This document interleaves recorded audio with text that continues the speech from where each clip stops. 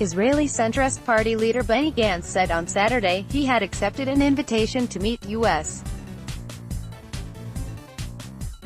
President Donald Trump in Washington on Monday to discuss a peace plan for the Middle East. Gantz is the main domestic political rival of Prime Minister Benjamin Netanyahu, who is also traveling to Washington to meet Trump. But Palestinian leaders have warned that no deal can work without them on board. Trump invited both Israeli leaders to hear details of the White House's long-delayed peace plan ahead of an Israeli election in March the 3rd in less than a year. Israeli political analysts had viewed the U.S.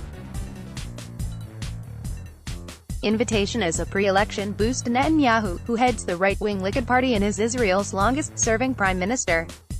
Gantz, a former general, heads the centrist Blue and White Party.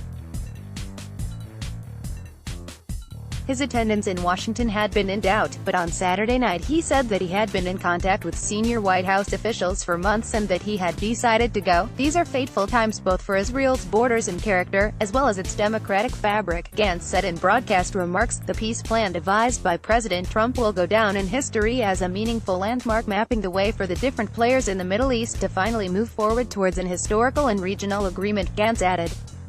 Netanyahu also issued a statement on Saturday calling the Trump initiative a once-in-history opportunity. Political aspects. The launch of Trump's plan to end the decades-long conflict between Israel and the Palestinians has been delayed numerous times over the past 2 years. The political aspects of the peace initiative have been closely guarded. Only the economic proposals, including a $50 billion investment plan put forward by Trump advisor Jared Kushner, have been announced.